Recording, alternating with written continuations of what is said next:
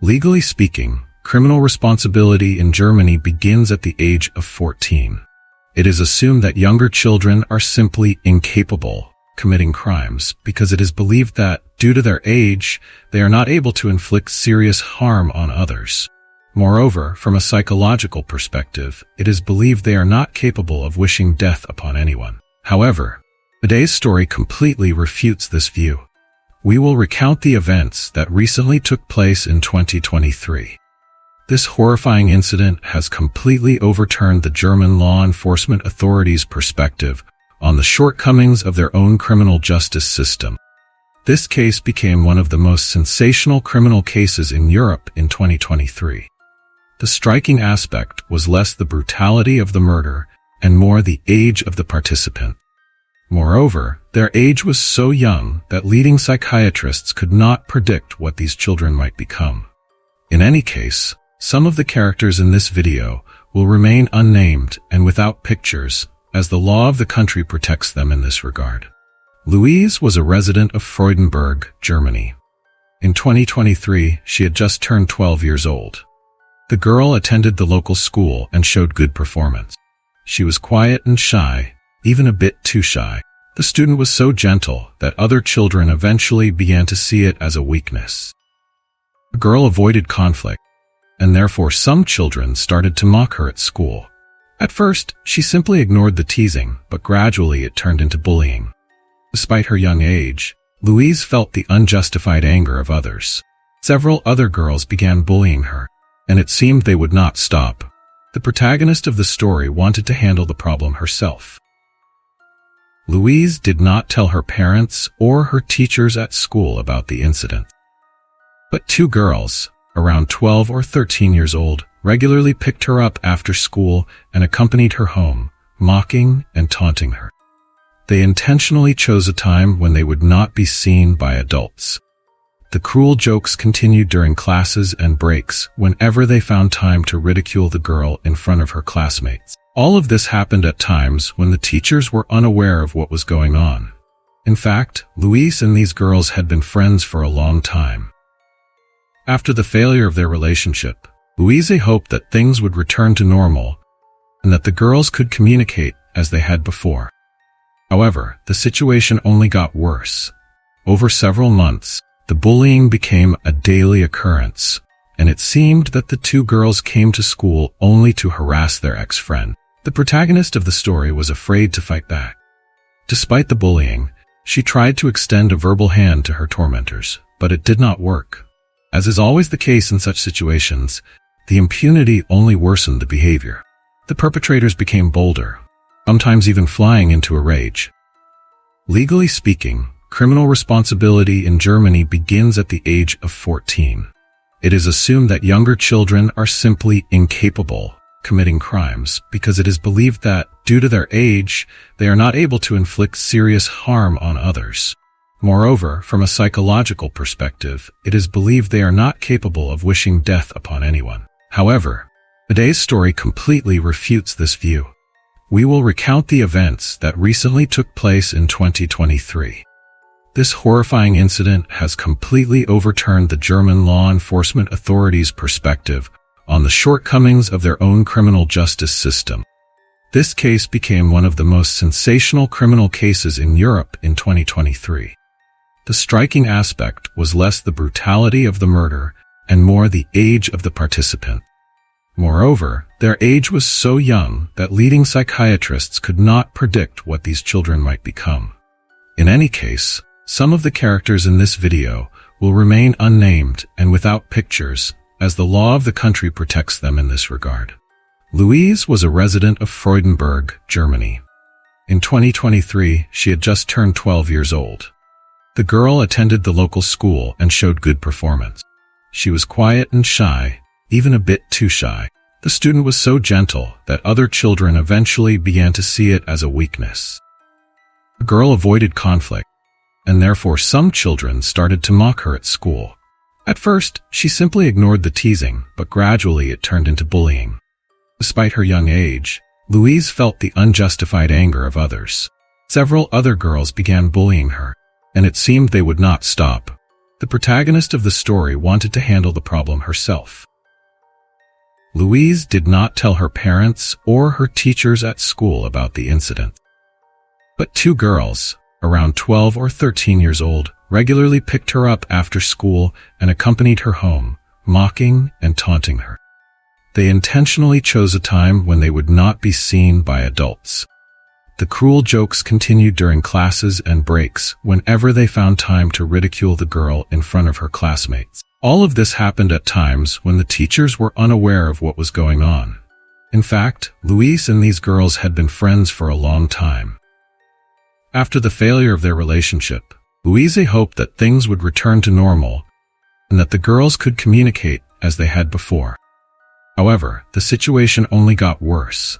Over several months, the bullying became a daily occurrence, and it seemed that the two girls came to school only to harass their ex-friend. The protagonist of the story was afraid to fight back. Despite the bullying, she tried to extend a verbal hand to her tormentors, but it did not work. As is always the case in such situations, the impunity only worsened the behavior. The perpetrators became bolder, sometimes even flying into a rage. On Saturday, March 11th, they planned to spend the evening together as agreed. That day, Louise's mother and father noticed how much their daughter had changed. In recent months, she had been depressed, often locking herself in her room and not communicating well. She no longer wanted to go to school. Now, it seemed everything was turning for the better. The student had a smile on her face and was in a good mood. Naturally, her mother was also happy and readily let her go to her friends. The woman had heard about their quarrels and was glad the girls had restored their friendship. She had seen how shy her daughter was and knew how difficult it was for her to make friends, though she was just as happy as Louise herself. The friends lived not far from each other, and there was a path between their houses that led through a small forest, but it was also possible to take a detour via the city streets. This route seemed safer, and it was always the path Louise chose. After lunch, the protagonist of the story went for the agreed visit. When she arrived at her friend's house, she called her mother to report that she had arrived. The student planned to spend a few hours there and then return home. Her parents set a deadline for her to be home by 6 p.m. and asked her not to be late. Louise was, however, a responsible girl and always followed her parents' rules. This time, however, she did not come home on time. Her mother became worried and called her daughter, but she did not answer. More than 15 minutes passed, but the girl did not return. Numerous calls went unanswered, and even messages sent through messengers were not read by Louise. The mother became increasingly worried. Then she called the friend at whose house the meeting took place. The girl reported that the protagonist of the story had left a long time ago, as had the other friend. It had been over half an hour, which meant Louise should have been home long ago. After several more unsuccessful attempts to reach her daughter by phone, the mother and father began to search for her. They got into the family car and drove along the route where their daughter was supposed to be, checking several shops, but the student was nowhere to be found. People they questioned had not seen anyone who looked like Louise. All the while, the daughter's mobile phone remained silent. Finally, the mother and father decided to go to the police. They filed a report about the child's disappearance, providing the police officers with all the information they needed to start searching for her.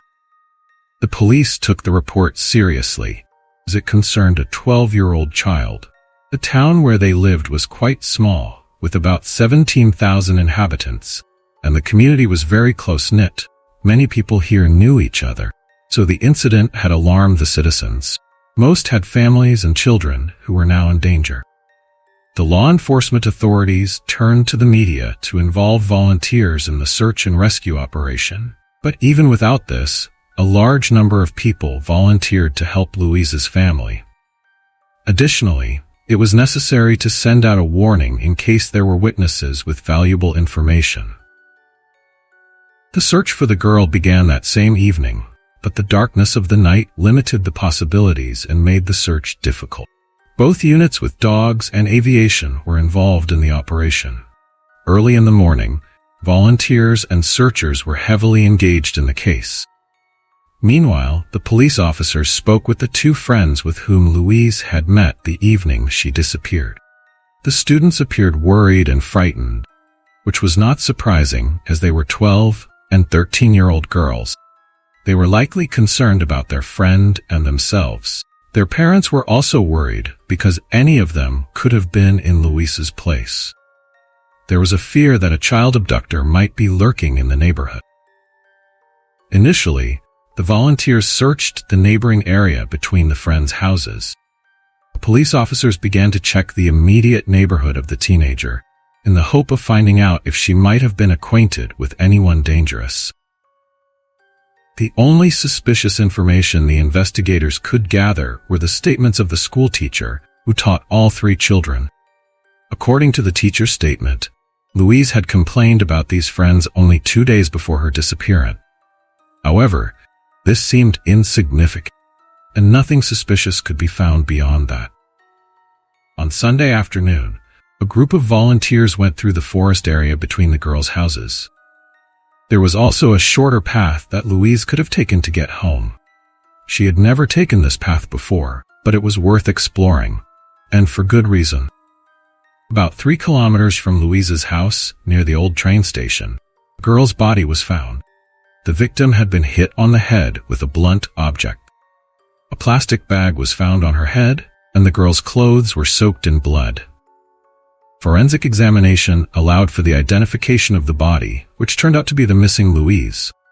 Apparently, the student had died an unnatural death. The medical examiner found more than 30 stab wounds on her body.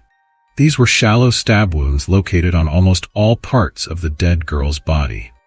Several large blood vessels had been severed. According to the medical examiner's findings, the cause of death was excessive blood loss. After receiving the inflicted injuries, she quickly lost consciousness and died within minutes before reaching her home. There were no signs of dragging on the body, and there was no indication of sexual assault. It seemed to be a senseless murder, as if the student had been simply attacked with a knife, stabbed dozens of times, and left in the forest. The police did find evidence of a struggle, but no definitive proof was found. Most importantly, there was no murder weapon, which greatly complicated the search for the perpetrator. Authorities believed they were dealing with a psychopath who had an intense rage against the girl. The nature and number of wounds suggested that the murderer was in a psychotic state, just striking without feeling anything, until Louise no longer showed any signs of life. They also believed this rage was not random, but possibly based on personal motives. Investigators began to take a closer look at the young victim's immediate surroundings. She was naturally modest and quiet, never getting involved with bad company or dangerous people. She had no dependencies on addictive substances. Louise also had no mental health issues. She did not run away from home and had never thought of taking her own life. In fact, there were no potentially dangerous people in the girl's immediate surrounding. The girl came from a wealthy, respected family. Her parents also had no problems with the law or the neighborhood. Investigators decided to talk again with her friends, who were 12 and 13 years old at the time. They hoped the girls might have noticed something suspicious, perhaps seeing Louise leave and being watched by someone. But the children saw nothing and no one. This interaction was not in vain, however. After meeting with the police, their fear seemed to grow with each passing moment. Finally, one of the girls could no longer endure the question and practically screamed that they were the ones who had stabbed Louise. Then she covered her face with her hands and cried. The news was so shocking that even the police officers thought it was a bad joke, but the girl assured them it was true. She sobbed and apologized to her parents. In a normal situation, the police officers would have immediately arrested someone who had confessed to stabbing a child 30 times. In this case, however, it was children aged 12 and 13 who had taken up weapons and, under the law, could not be prosecuted.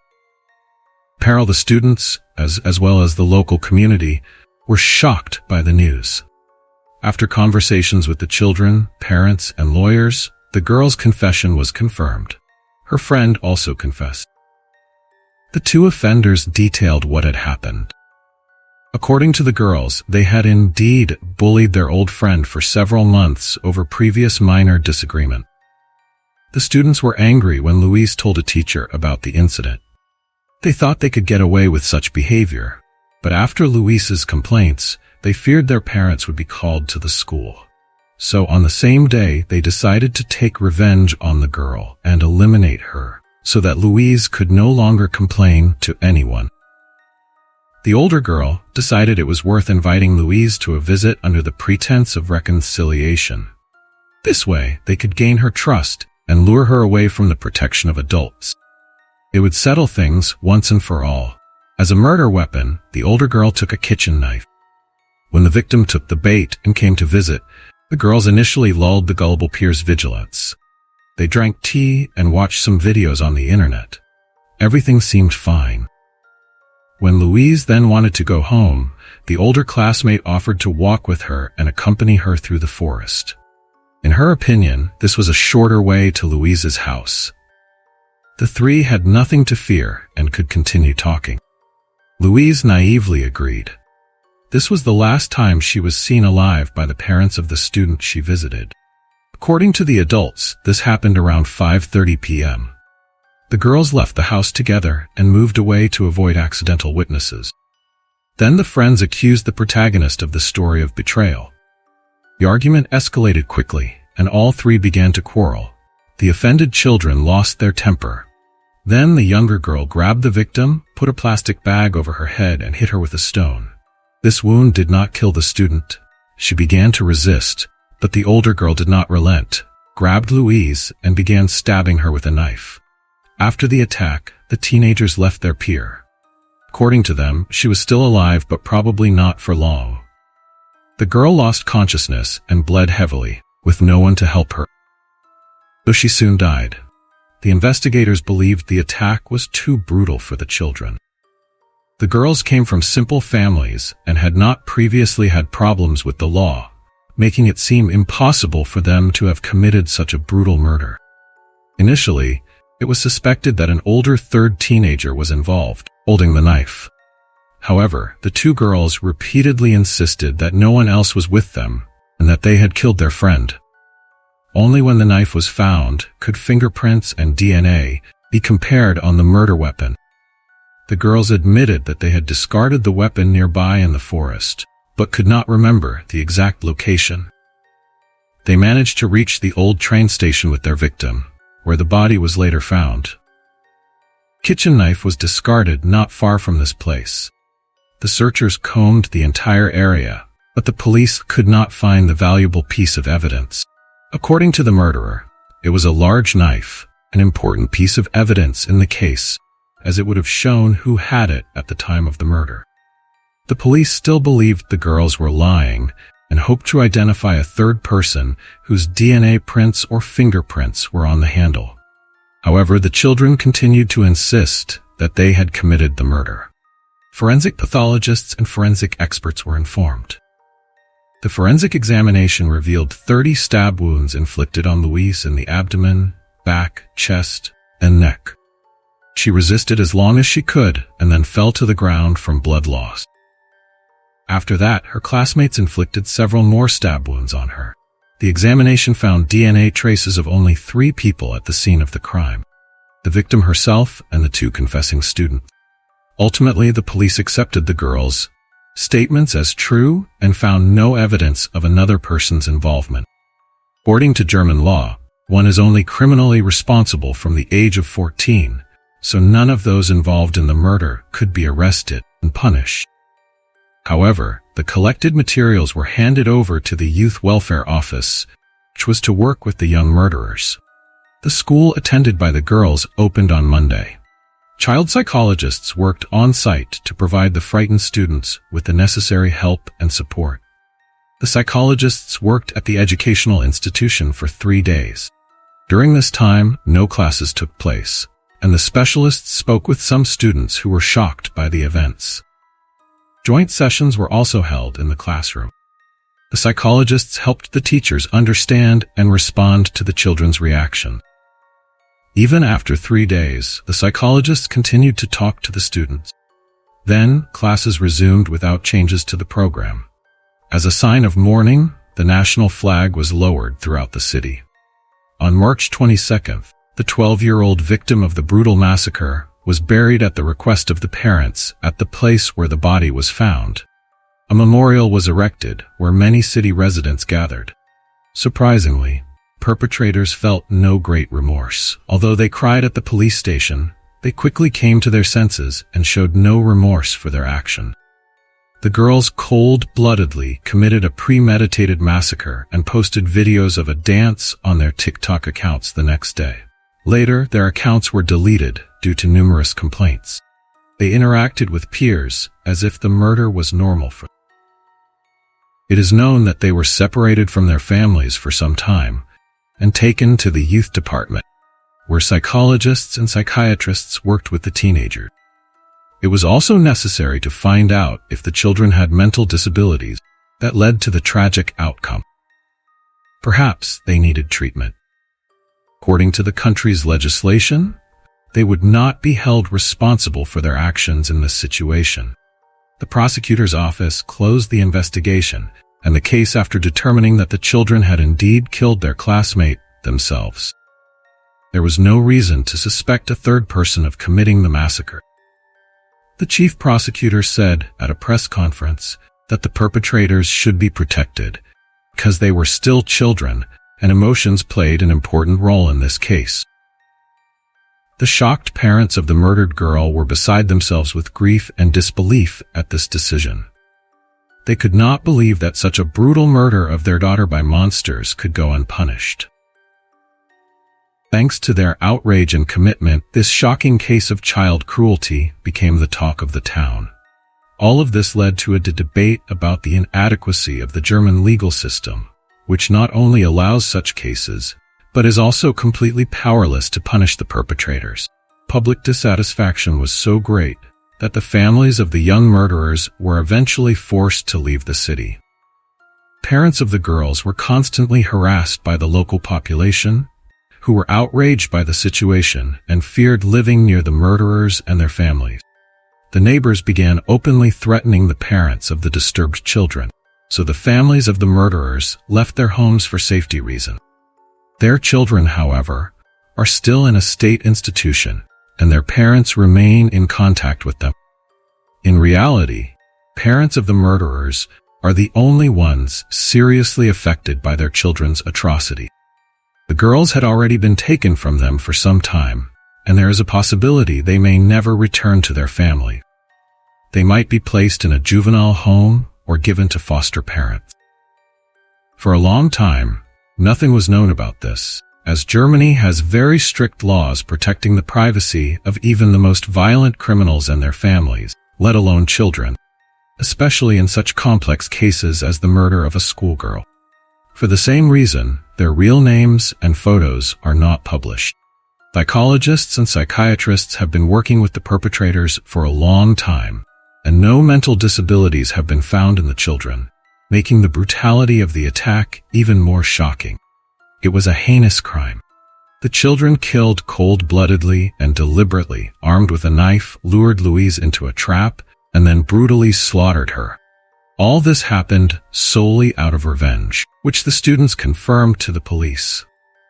Many experts began to look for the culprits for this tragedy, which unleashed a whole wave of negativity and hatred toward the parents, the girls. Thanks to the current German law, they could simply change their names and now live in a place where no one knows about their connection to the brutal murder of the girl or even suspects that they might be dangerous. The incident has sparked a wave of protests and discussions across the country. In general, according to a number of experts, the number of crimes, including particularly serious ones involving minors, is increasing every year in Germany. Many more cases have become known, such as the case of the teenager from Wunsdorf. Both were 14 years old and went to the same class. In this case, one of the boys had been bullied for years, and finally, he killed the other boy with a blunt object in the summer of 2022. Another shocking case occurred when 13 and 14-year-old classmates strangled their friend. Indeed, serious crimes are also committed by younger children. The number of such cases involving minors exceeds a dozen each year in Germany alone. All this causes great concern throughout the country, especially since these cases seem to be the most shocking for the families and friends of both the victims and the perpetrators, who have gone astray even before graduating from school. The incidents are extremely traumatizing. The waves of indignation have not subsided to this day. An initiative group has launched a petition calling for changes to the legislation and a reduction in the age of criminal responsibility. In the first days, it was signed by more than 40,000 people. Some experts believe that violence on television and in video games is to blame for the problem, which could be a trigger. Statistics experts have analyzed a large number of games and TV shows with violent scenes and concluded that all this initially imposes violent models that encourage young people to solve problems with violence. Given their fragile psyche, the situation is further exacerbated. Some experts believe that control over such issues should be entirely in the hands of the state and that the process of a child's upbringing should be monitored. There is also a radical opinion that the community system should be responsible for raising children, as parents cannot always ensure the full development of a person. According to local residents, the parents of the murderers are to blame for this massacre because they raised them poorly. Perhaps they were completely indifferent to the children's lives or treated them cruelly. All this contributed to the children deciding that the best way out was to kill a former friend. It is impossible to know for sure what the environment was like in which the students grew up. Thanks for watching, and take care of yourselves.